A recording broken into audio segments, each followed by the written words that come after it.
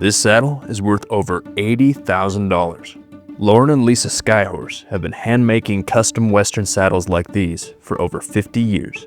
Saddle making is a complex trade and a skillful art that not only has to take into account the body of a horse, but also that of the rider. In the Western world, it's a craft known for its tradition and its innovation, producing what is perhaps a cowboy's most essential piece of equipment. Alright guys, after a year and a half, I am back in Durango, Colorado, somewhere that I actually have familiarity with.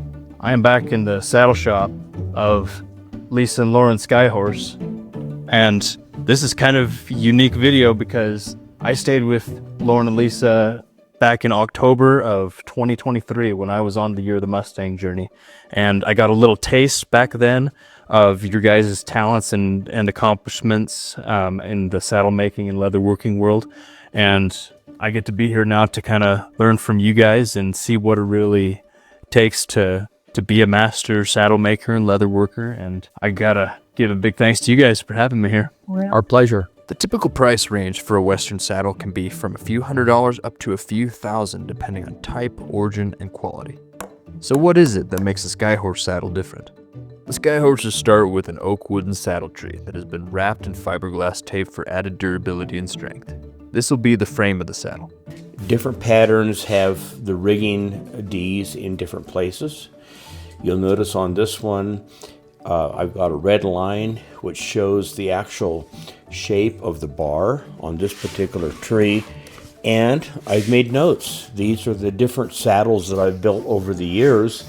I might not have all of them on there, but they give me an idea of what this saddle might look like at the end, because I know what Pat Shirley's saddle looked like in 2011. I know what Violet's saddle looked like most recently. Through a complex process of gluing, tacking, and stitching, they will layer on a tailored assortment of leather pieces to form the outward makeup of the saddle. So I start with that pattern, and then I cut out the leather piece to match this pattern. And what I do, as you can see from this pencil line, I've laid in the shape of the bar here all the way around, and then using that shape, I've taken my rigging plate pattern and made it fit so that when this is all put together in this manner, it's going to be a very secure, stable tree on the saddle. So if you look at it actually from the other side, this would be kind of where I started. I'd be putting the pattern on like this, and then I would get my correct rigging piece to go on in this manner, and this is how this is going to come together as you saw on the other side. But now to put it together is really important. We put in the D and a plug and a secondary plug. This rigging plate is going to go on top and get stitched down. But before it does, I'm going to reinforce all of this with a piece of biothane. I'm going to stitch it down, and when I stitch it down, I'm going to stitch it with the wool skin in place. A layer of wool fleece is glued to the underside of these skirts to provide padding to the underside of the body of the saddle. As you can see, I've laid out my skirts on the sheepskin, authentic sheepskin. a saddle like this, so our typical just pleasure saddle that's got pattern and stuff on it, but it's not super ornate. We've got about 100 hours in it. And then some of the big pieces, like that big piece you saw in the foyer, it's probably got 800 hours. Well, a huge influence was Lawrence DeWitt, the man that taught me, because he taught me in a really classic, traditional, structural way. And the first D saddles I built were very traditional and classic. And so he was very influential. And then I met a man named Merv Ringlero, who was a Pima Indian from Arizona, and he was quite a bit older than us, but he helped us a lot, gifted us tools. He was an Arizona living treasure, and his dad was saddle maker as well. And he gave me stamping tools that are my favorite ones that were handmade by his dad that were over 100 years old. Lisa Skyhorse is a master in leather shaping, tooling, and painting. Lauren will stitch it, glue this, and then I'll put the fork cover on. You look at it from the front, you want to make sure that this edge is nice and level. It would be too easy to get it a little wiggly. Again, that's one of those subtle little things that you want to be symmetrical, flat, even, and pleasing to the eye. Decades of practice and specialized tools allow her to make intricate designs and specialized patterns. It is through this detailed artistry that the Skyhorses can produce not just a useful working tool, but also an incredible piece of artwork that can be personalized to each individual client that they work with. To obtain these pieces, the Skyhorses start with a large sheet of tanned cow leather. It takes about 2.5 sides to make a saddle. That doesn't count the hardware, the buffalo that we line the seats with. That's just the skirting leather. And we have built over 1,300 saddles. So by the time you factor in all that, I'm sure we spent over $1 million in leather. Just at Herman Oak leather. That doesn't count soft leather. And they begin by forming the seat over the tree. Once this is accomplished, they can prepare the leather for the region behind the seat known as the cantle. This is so much different than woodworking. I mean, in a way, it looks a little bit like woodworking, but at the same time, it's more like sculpting. It's more like clay, because there's a lot of malleability that takes place here. And as you can see what Lisa's doing, she's molding this piece to the right shape. And when that dries, that's going to be its new permanent shape. And by the time that this cantle is standing up, it's going to be 3 saddle leathers thick. And when it's that thick, that's where I take over to trim it perfectly shaped and put in hand slots and then do braiding. Next, they will fashion the horn of the saddle. The wraps are nice and tight around this.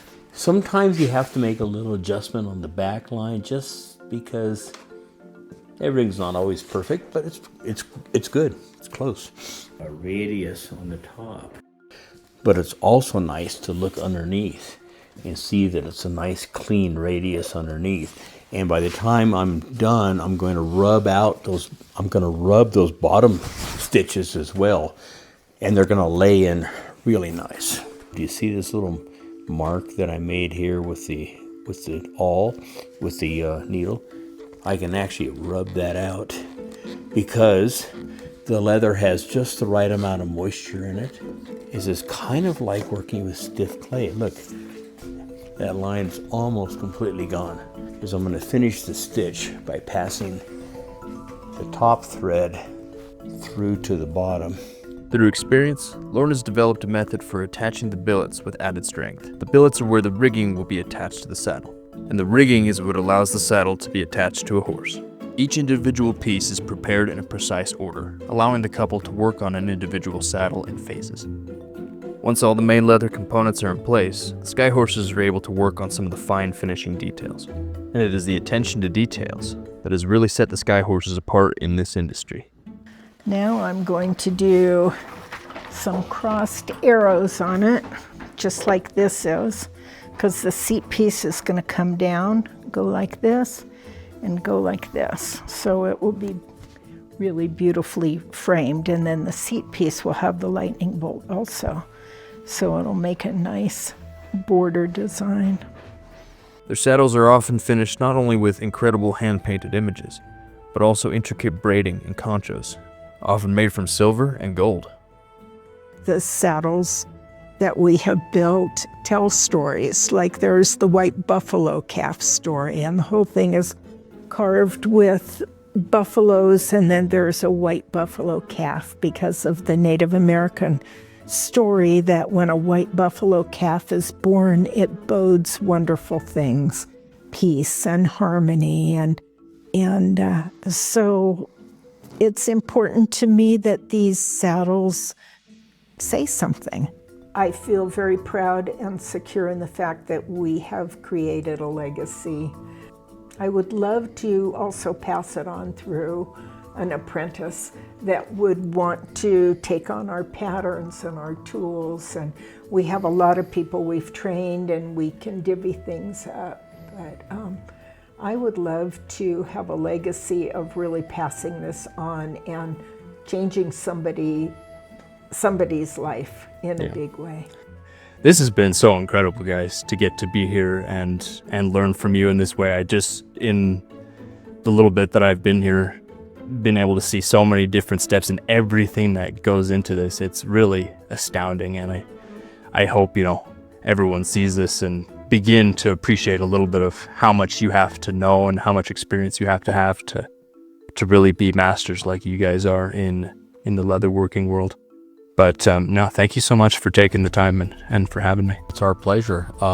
And the truth is, we love what we do. So for us, this is a job in the sense that it creates an income, but at the same time, it's what we love to do.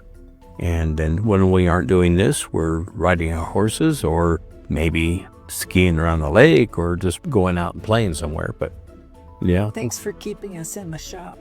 Yeah, there you go. So we're in the shop a lot. Sorry, I made you guys work today. Well, yeah, thank you guys so much for sharing your passion with us. And yeah, it's really inspiring to see the heart you guys put into everything you do. We appreciate your passion of the journey that you took and the fact that you want to move on and keep the Western ethic alive. I mean, I think that's really important.